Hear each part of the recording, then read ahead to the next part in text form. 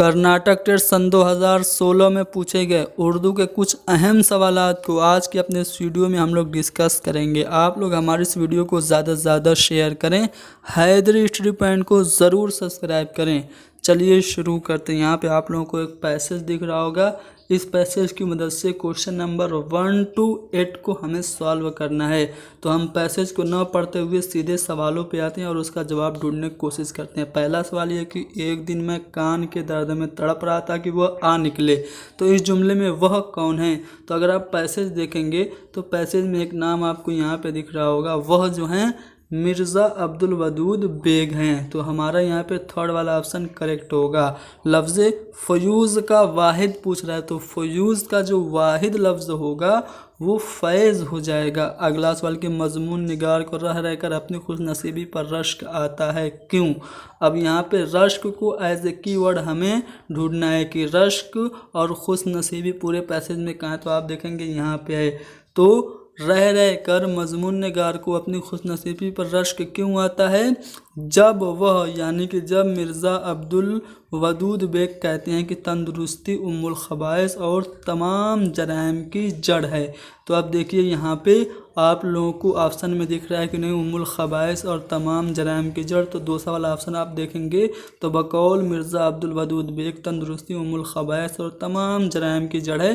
तो इसी वजह से रह रह कर अपनी खुशनसीबी पर मज़मून निगार को रश्क आ रहा है। चलिए आगे बढ़ते हैं। चौथा सवाल आपके सामने है कि लफ्ज़ ये जो लिखा है इस तरह से लफ्ज़ लिखा है, तो इसका जो सही तलफ़ुज़ होगा वो क्या होगा? तो इसको हम लोग पढ़ेंगे अम्बिया, अनबिया नहीं पढ़ेंगे, इसको हम लोग अम्बिया पढ़ेंगे, अम्बिया। तो यहाँ पे थर्ड वाला ऑप्शन हमारा सही हो जाएगा। लफ्ज़ जहाँ पे अल्फाजों के 4 जोड़े दिए हैं, इसमें से एक जोड़ा वाहिद और जमा का गलत है। कौन सा गलत है? चलिए देखते हैं बारी बारी से। पहला है तअस्सुर, तअस्सुरात सही है। तअस्सुर वाहिद है, तअस्सुरात जमा है, यानी ये जोड़ा सही है। किस्सा वाहिद है, इसका जमा होता है किसस, ये भी सही है।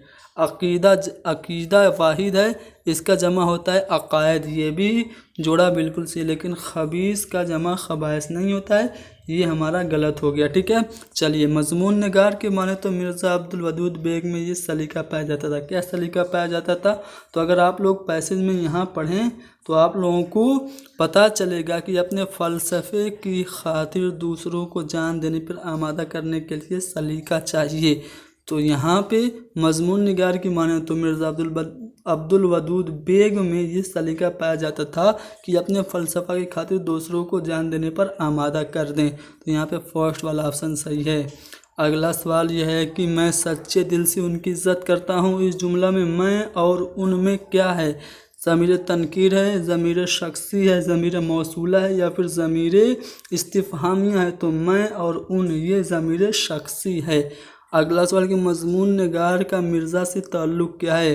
तो मज़मून निगार हैं बीमार और मिर्ज़ा अब्दुल वदूद बेग जो हैं वो तीमारदार है, उनकी इयादत करने को आए हैं। तो मरीज़ और तीमारदार का दोनों में ताल्लुक़ है। अब एक नज़्म है, मैं नज़्म को नहीं पढ़ूँगा, सीधे मैं सवालों पे आऊँगा।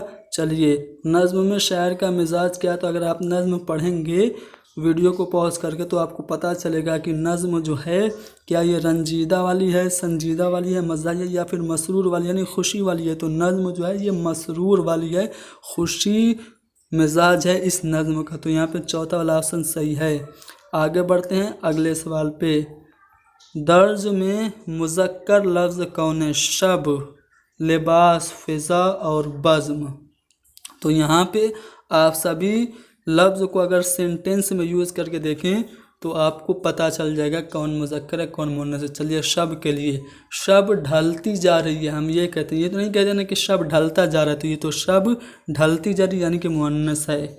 बज़्म सजी हुई है, सजा हुआ नहीं कहते हैं, हम कहते हैं बज़्म सजी हुई है, तो ये भी मुअन्नस है। फ़िज़ा सुहावनी है, सुहावनी कहते हैं, सुहावनत नहीं कहते, तो ये भी मुअन्नस है। लेकिन लिबास उम्दा है। ठीक है, मैंने अपना कपड़ा ख़रीदा, मैंने अपनी कपड़ा ख़रीदा, ये तो नहीं कहते हैं ना, तो ये जो लिबास है ये मुज़क्कर है। उड़ रही हैं आसमां पर ज़ाफ़रानी साड़ियाँ, इस मिसरा में ज़ाफ़रानी साड़ियाँ इस इबारत में हैं। तो अगर आप लोग पैसेज को देखें तो यहाँ पे आप लोगों को ज़ाफ़रानी साड़ियाँ दिखेगा। कहाँ पे है? यहाँ पे। रोज़ रोशन जा चुका था, हैं शाम की तैयारियाँ, उड़ रही हैं आसमां पर ज़ाफ़रानी साड़ियाँ। तो ज़ाफ़रानी साड़ियाँ का मतलब क्या? कुवसे कज़ा है, हवा की लहरें, या फिर सरे शाम बादल हैं। तो शाम हो रही थी, उसका मंजर शायर अपनी गज़ल में पेश कर रहा है। तो यहाँ पे ज़ाफ़रानी साड़ियाँ का मतलब इबारत में सरे शाम बादल है। अगला सवाल कि इस नज़्म में नहीं है। क्या इस नज़्म में काफ़िया नहीं है, या रदीफ़ नहीं है, या वज़न नहीं है, या तरतीब नहीं है? तो अगर आप लोग नज़्म को देखें तो ये नज़्म आपके सामने है। तो इसके आखिर में तैयारियाँ, साड़ियाँ, सरगोशियाँ, रानियाँ, धारियाँ वगैरह, तो ये सभी जो हैं वो काफ़ियाँ हैं। लेकिन काफ़िया के बाद में एक फिक्स जो वर्ड आता है वो नहीं है, तो उसको हम लोग रदीफ़ कहते हैं। यानी हम कह सकते हैं इस नज़्म में रदीफ़ नहीं है। इस नज़्म में अल्फाज कृष्ण और गोपियाँ किस हैसियत से इस्तेमाल की गई हैं? तो दो अल्फाज कृष्ण और गोपियाँ ये एज़ ए सिमली इस्तेमाल की गई, यानी कि तशबीह के तौर पर मुशाबिहत देते हुए ये दोनों अल्फाज कृष्ण और गोपियाँ इस नज़्म में इस्तेमाल किए गए हैं। नज़्म आप पढ़ेंगे तो आपको मिल भी जाएंगे ये दोनों अल्फाज, कृष्ण और गोपियाँ दोनों अल्फाज आपको मिल जाएंगे जो कि तशबीह के तौर पर इस्तेमाल की गई हैं। शायर ने रात की खामोशियों को किससे ताबीर किया है? तो सरमदी नगमात से, या फिर आसमानी लोरियों से, या फिर गनगनाती बिजलियों से, या फिर नुत्के रबे जुल मनन से। तो अगर आप लोग देखें तो यहाँ पे आप लोगों को दिख जाएगा पैसेज में आप लोगों को दिख जाएगा कि मैं 1 मिनट दिखा रहा हूँ। नुत्के जुल मनन यहाँ पे आपको दिख रहा होगा। नुत्के रब्बे जुल मनन है रात की खामोशी, यानी कि खामोशियों को नुत्के रब्बे जुल मनन से तरतीब से क्या किया है? ताबीर किया है। तो यहाँ पे चौथा वाला ऑप्शन सही हो गया। इस नज़्म में मंजर कशी किसकी की गई है? तो दिन के रात में ढलने की, शाम होने की मंजर कशी इस नज़्म में की गई है। तो ये अब यहाँ से पेडागोजी के सवालात शुरू हो रहे हैं। पहला सवाल ये है कि एक ज़बान दानी का मुअल्लिम मज़मून निगारी, मुकालमा निगारी, नज़्म गोई, ग़ज़ल गोई, फिलबदी तकरीर जैसी सरगर्मियों के ज़रिए क्या कर सकता है? तलबा में अदब के नुमाया रुझानात पैदा कर सकता है, या फिर ख़वानदगी की सलाहियत को फ़रोग़ दे सकता है, या फिर बच्चों में गौर व फ़िक्र और मंतिक़ी इस्तिदलाल पैदा कर सकता है, या तलबा में कायदाना सिफ़ात को उजागर कर सकता है। तो आप बच्चों को मज़मून लिखने के लिए दें, मुकालमा कहने के लिए, नज़्म कहने के लिए, ग़ज़ल कहने के लिए अचानक उनसे तकरीर करवाएं। तो ऐसी एक्टिविटीज़ के ज़रिए आप बच्चों में रीडिंग की जो एबिलिटी है, ख़वानदगी की जो सलाहियत है, उसको बढ़ा सकते हैं। तो दूसरा वाला ऑप्शन हमारा सही है। मुतालिया का अव्वलीन और अहम मकसद क्या है? स्टडी का मेन पर्पज़ क्या? ज़बान पर कमांड हासिल करना और तख्लीकी सलाहियत, यानी कि जो क्रिएटिव स्किल है वो हासिल करना है, या फिर रूहानी खुशी हासिल करना है, जानकारी हासिल करना है, या फिर फजूल वक्त को अच्छी किताबों का मुतालिया में सर्व करना है। तो मुतालिया का सबसे पहला और सबसे अहम जो मकसद है वो ये है कि बच्चा ज़बान पर दस्तरस और तख्लीकी सलाहियत ज़बान में मुतालिया करके हासिल कर सके। तो मुतालिया का यही मकसद है कि ज़बान पर बच्चा कमांड हासिल करे। अगला सवाल यह है कि परिंदों की तस्वीर और मालूमात इकट्ठा करना, तारीख़ी इमारतों का एल्बम बनाकर मालूमात जमा करना, अखबार की दिलचस्प ख़बरों के तराशे इकट्ठा करना, मिन दर्जा बाला सरगर्मी नस्र के इस तदरीसी तरीके में तजवीज़ की गई। ये जो एक्टिविटी है कि आप इमारतों का एल्बम बनाइए, इंफॉर्मेशन इकट्ठा कीजिए, पेपर की कटिंग इकट्ठा कीजिए, तो ऐसा किस तदरीसी तरीके में, किस टीचिंग मेथड में किया जाता है? तो मनसूबाई तरीक़ा में ये सारी एक्टिविटीज़ कराई जाती है। मौजूदा दर्स निसाब इसके मूजिब है, जो फ़िलहाल जो करंट जो हमारा करिकुलम चलता है वो किस पर बेस्ड है, तो वो NCF 2005 यानी नेशनल करिकुलम फ्रेमवर्क 2005 पे बेस्ड होता है। तो यहाँ पे थर्ड वाला ऑप्शन सही है। तहरीर की दर्स व तदरीस का अहम मकसद, हम बच्चों को राइटिंग स्किल क्यों सिखाते हैं, इसका मकसद क्या, तलबा का इबारत को समझना और उनके अल्फाज के मानी को अख्ज़ करना है, या फिर अपने ख़यालात, जज्बात और तजर्बात को तहरीरी शक्ल में बयान करना है। जी हाँ दोस्तों, हम बच्चों को राइटिंग इसीलिए सिखाते हैं ताकि बच्चे अपनी फीलिंग्स, अपने आइडियाज़ और अपने एक्सपीरियंस को रिटन फॉर्म में एक्सप्रेस कर सकें। तो तहरीर की दर्स व तदरीस का अहम मकसद ये है कि बच्चे अपने ख़यालात, जज्बात और तजर्बात को तहरीरी शक्ल में बयान कर सकें। 5E की दुरुस्त तरतीब क्या है, तो मैं आपको 5E एक बार दिखा देता हूँ। ठीक है, पहला इंगेज करना, दूसरा एक्सप्लोर करना, एक्सप्लेन, चौथा एक्सपेंड, चौथा इवेल्युएशन। ठीक है, इंगेज को मुतवज्जा करना या मशगूल करना या फिर मसरूफ़ कह सकते हैं। तो आप देखिए मसरूफ़ कौन सा वाले ऑप्शन में पहले है, तो यहाँ पे पहले में और चौथे में है। ठीक है, मसरूफियत, इसलिए हमारा जो दूसरा और तीसरा ये तो गलत हो गया। अब पहले और चौथे में हमें आपको ढूंढना है। तो मसरूफ़ के बाद तहक़ीक़ है। ठीक है, मसरूफ़ के बाद इसमें तहक़ीक़ है, इसमें वज़ाहत है। अब देखिए आगे बढ़ते हैं। मसरूफ़ के बाद जो है वो एक्सप्लोर है। एक्सप्लोर करना यानी कि तहक़ीक़ करना, तलाश करना, खोज करना। तो यहाँ पे इस तरह हम लोग समझ सकते हैं कि दूसरा वाला, पहला वाला हमारा सही है। मसरूफ़ियत, तहक़ीक़, वज़ाहत, तौसीक़, कद्र पैमाई, ये 5E की यही दुरुस्त तरतीब है। एक बार मैं फिर से दिखा देता हूँ। ठीक है, मुतवज्जा करना यानी कि मसरूफ़, मसरूफियत तलाश करना यानी कि जस्तजू करना यानी कि तहक़ीक़ करना, वज़ाहत करना यानी कि आपका तौज़ी हो गया, वुसअत यानी कि फैलाना हो गया, उसके बाद कद्र पैमाई हो गया। ठीक है, तो आप देख सकते हैं यहाँ पे पहला वाला ऑप्शन सही है। मौजूदा तर्ज़ तालीम में उस्ताद की हैसियत, ये जो मॉडर्न वे ऑफ एजुकेशन है इसमें टीचर क्या होता है, तो टीचर एज ए फैसिलेटर होता है यानी कि सहूलत रेसा होता है। तो यहाँ पे निगरानकार, रहबर और साथी नहीं होगा बल्कि सहूलत रेसाल हो जाएगा यानी कि फैसिलेटर हो जाएगा।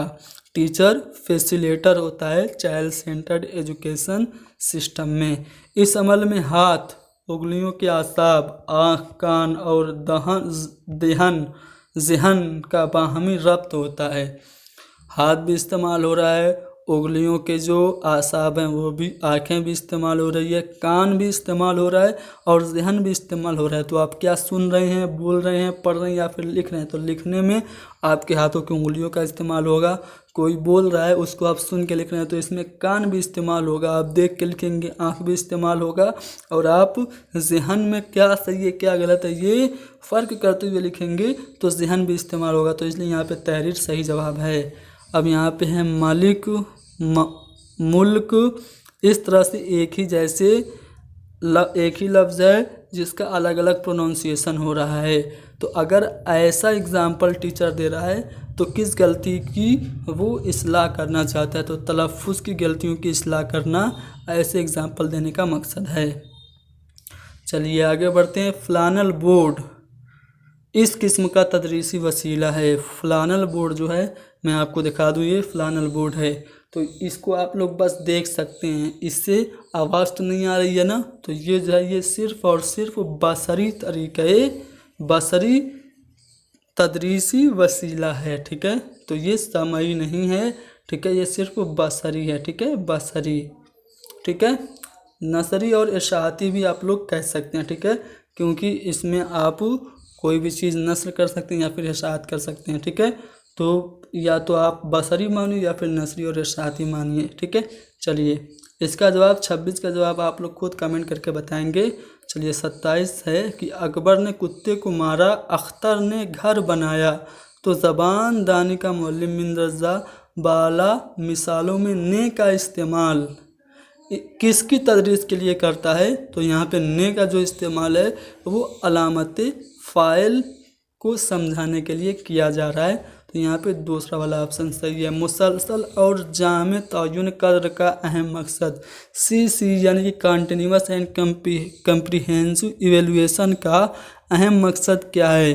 तो तलबा की निसाबी, हम निसाबी, गैर निसाबी और सरगर्मियों में तरक्की की कद्र पैमाई करना, यही CC यानी मुसलसल और जामे तयन कद्र का अहम मकसद है। दस्तूर हिंद की खूबियों पर रोशनी डालिए।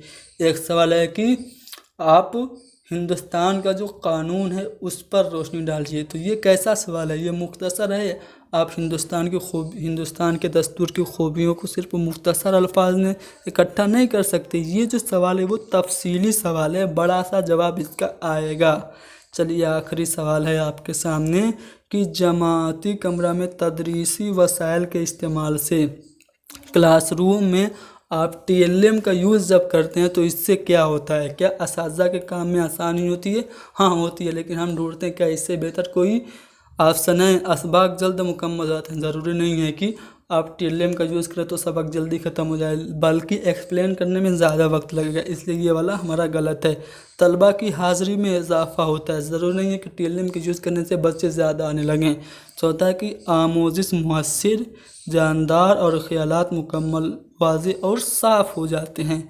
तो पहले के मुकाबले जो चौथा वाला ऑप्शन है ज़्यादा मुनासिब है, यानी कि जमाती कमरा में तदरीसी वसाइल के इस्तेमाल से जो लर्निंग है वो इफ़ेक्टिव होती है और जो आइडियाज़ हैं वो पूरे कंप्लीट और पूरी तरह से क्लियर हो जाते हैं। तो यहाँ पे हमारा चौथा वाला ऑप्शन सही है। तो दोस्तों हमने सन 2016 में पूछे गए कर्नाटक टेट के उर्दू के सवालों को हल किया। उम्मीद करता हूँ कि सवालात आपको पसंद आए हैं तो वीडियो को ज़्यादा से ज़्यादा शेयर कीजिए। हैदरी स्टडी पॉइंट को ज़रूर सब्सक्राइब कीजिए। Thank you very much.